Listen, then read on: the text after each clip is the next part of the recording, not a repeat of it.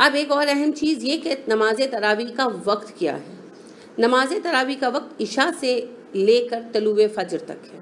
جیسا کہ عائشہ صدیقہ رضی اللہ تعالیٰ عنہ بیان فرماتی ہیں کہ رسول اللہ صلی اللہ علیہ وسلم نماز عشاء سے فارغ ہونے کے بعد فجر تک کسی بھی وقت 11 رکعت نماز عطا فرماتے،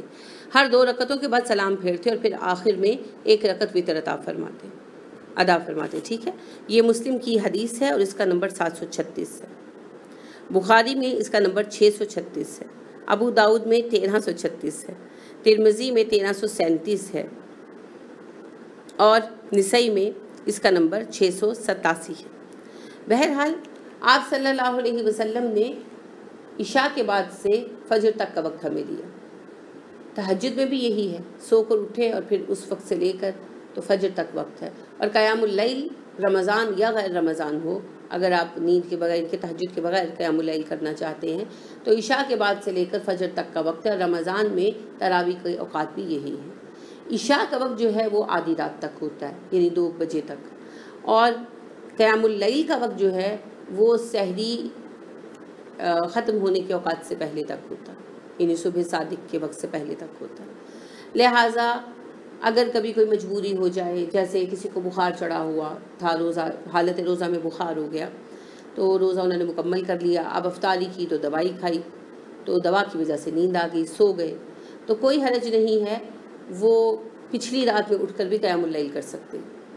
یعنی اگر تو عشاء نہیں پڑی پھر تو لازمی بات ہے کہ آدھی رات سے پہلے اٹھنا ہوگا، تو 11 بجے 12 بجے اٹھ کر وہ عشاء ادا کریں اور پھر اپنا قیام اللیل کریں۔ اور اگر عشاء ادا کر کے سوئے تو قیام اللیل لیٹ بھی کیا جا سکتا ہے، جیسے سحری بنانے والے کو کہا کہ جب 2 بجے اٹھو تو مجھے اٹھا دینا، تو بالکل کیا جا سکتا ہے، رعایت ہے، یہ رعایت ہمارے لیے ہی رکھی گئی ہے۔ اسی طرح بعض اوقات ہوتا ہے کہ رمضان میں مہمان تشریف لے آتے ہیں اور ظاہری بات ہے کہ افطاری کا کام بڑھ جاتا ہے، تو خواتین اتنی تھک جاتی ہیں کہ ان میں ہمت نہیں رہتی کہ وہ اول وقت جو ہے اس میں تراویح ادا کر سکیں، قیام اللیل کر سکیں، تو ان کے لیے بھی اجازت ہے کہ اپنا کام سمیٹ کر عشاء پڑھ کے سو گئے، تو پھر سحری سے کچھ دیر پہلے ان کے جیسے 2:30 بجے سحری بنانے کے لیے اٹھتے ہیں تو 1:30 بجے یا 1 بجے اٹھ گئی اور اس وقت اٹھ کر ادا کر لیا قیام اللیل، تو اجازت ہے، پابندی نہیں ہے۔ یہ پوری رات اسی لیے دی گئی ہے کہ جس وقت کوئی کر سکے۔ اسی طرح اور بھی کوئی مسائل ہو سکتے ہیں، تو یعنی کہ قیام اللیل جو ہے وہ پوری رات میں کسی بھی وقت ادا کیا جا سکتا ہے، کوئی پابندی نہیں ہے۔ اولا تو یہی ہے کہ جماعت کے ساتھ ادا کیا جائے، اور اگر جماعت کے ساتھ ادا نہیں کر سکتے تو جو جماعت کا وقت ہے، جیسے مرد حضرات جو ہیں وہ گئے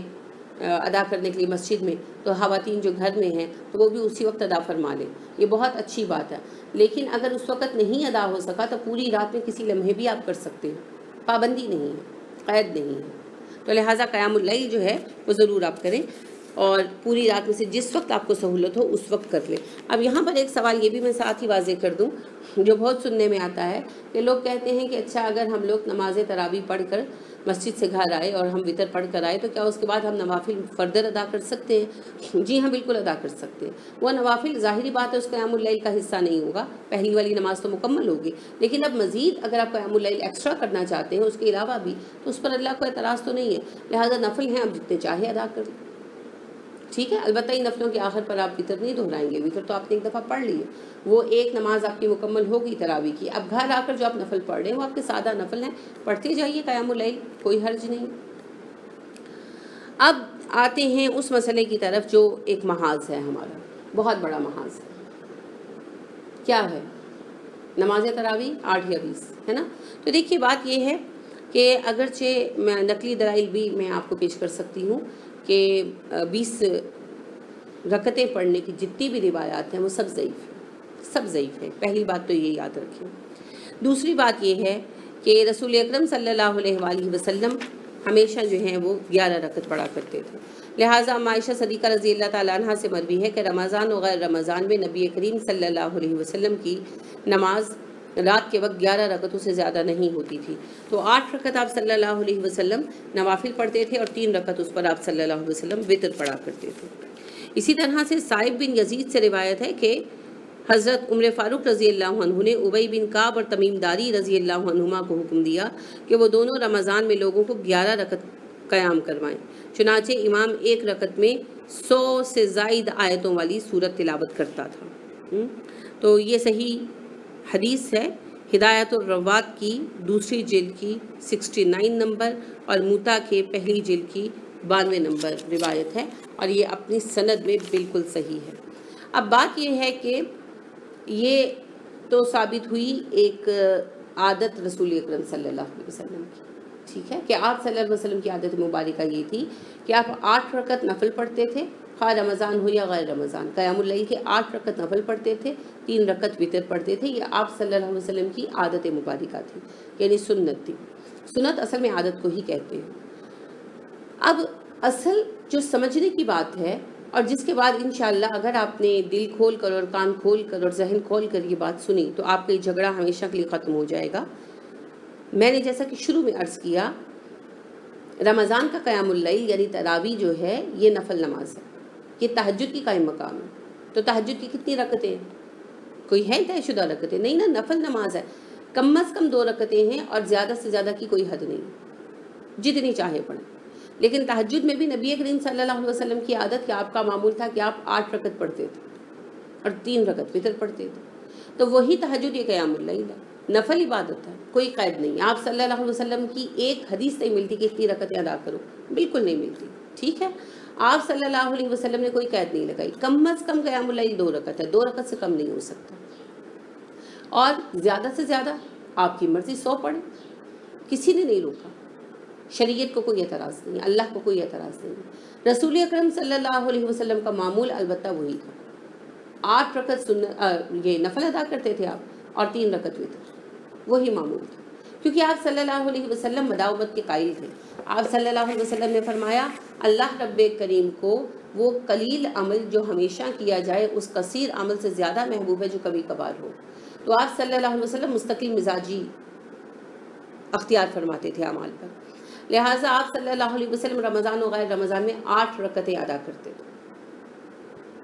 نفل، ٹھیک ہے، اور 3 رکعت وتر کرتے تھے۔ اب یہ آپ صلی اللہ علیہ وسلم کا معمول ہے، لیکن اپنی اصل میں یہ نماز کیا ہے؟ نفل، اور نفل کی کم از کم حد کیا ہے؟ 2 رکعت، اور نفل کی زیادہ سے زیادہ حد کیا ہے؟ کوئی حد نہیں ہے، آپ کی مرضی ہے۔ لہٰذا جس نے 8 رکعتیں پڑھی اس نے رسول اکرم صلی اللہ علیہ وسلم کے معمول پر عمل کیا تو بہت اچھی بات ہے، اور جس نے کم پڑھا، 2 پڑھی، 4 پڑھی، کوئی حرج نہیں، قیام اللیل تو کیا۔ اور جس نے زیادہ پڑھی، 20 پڑھی یا 29 پڑھی یا 40 پڑھی، تو اس کی مرضی ہے۔ اگرچہ یہ روایتیں ضعیف ہیں، یہ جتنی بھی 20 رکعت کی روایتیں ہیں یہ ضعیف ہیں، ان میں سے ایک بھی درست نہیں ہے، اور ان کی جو نقلی بحث ہے، یعنی اس پر جو علماء محدثین کی بحث ہے، وہ مثال یہ آپ کے سامنے رکھ سکتی ہوں، اس وقت بھی میری نظروں کے سامنے موجود ہے، لیکن وہ غیر ضروری ہے۔ اصل بات جو سمجھنے کی ہے وہ یہ ہے کہ یہ نفل نماز ہے، آپ 2 رکعت بھی قیام اللیل کر لیتے ہیں تو قیام اللیل ادا ہو گیا، اور اگر آپ زیادہ کرنا چاہتے ہیں تو کوئی حرج نہیں، آپ جتنا چاہے پڑھیں، اور اگر آپ رسول اکرم صلی اللہ علیہ وسلم کے معمول کو اپنانا چاہتے ہیں تو سبحان اللہ اپنا لیں، جھگڑا کس بات کا ہے، گروہ بندی کس بات کی ہے؟ لہٰذا آپ بالکل اطمینان قلب کے ساتھ نماز ادا کیجیے، جو مسجد قریب ہے، جہاں پر سہولت ہے، اچھی لگتی ہے آپ کو، ہوتا ہے نا ایک ماحول ہوتا ہے، آپ کو اچھا لگتا ہے، جہاں کے امام صاحب کی قرات آپ کو اچھی لگتی ہے، یعنی جہاں آپ کا دل زیادہ لگتا ہے وہاں ادا کریں، 8-20 کی بحث میں نہ پڑیں۔ اگر آپ نے 8 رکعت ادا کی تو بھی ثم الحمدللہ، آپ کی تراویح بھی ہو گئی اور نبی کریم صلی اللہ علیہ وسلم کا معمول بھی آپ نے اپنایا، اور اگر آپ نے 20 رکعت ادا کی تو آپ کو اختیار ہے، یہ آپ کی نفل نماز ہے، اللہ نے اختیار دیا تو لوگ پابندی عائد کرنے والے کون ہوتے؟ لہٰذا ڈو یور بیسٹ، جو آپ بہترین کر سکتے ہیں ضرور کیجیے، کوئی پابندی نہیں، ٹھیک ہے۔ تو نماز تراویح نفل نماز ہے،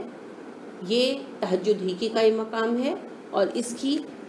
کم از کم مقدار 2 رکعتیں ہیں، کیونکہ 2 رکعت سے کم تو نماز نہیں ہوتی، اور زیادہ سے زیادہ کی کوئی بھی حد نہیں ہے، آپ جیسے چاہیں ادا کر سکتے ہیں، ٹھیک ہے۔ امید ہے یہ بات آپ کو واضح ہوئی ہوگی۔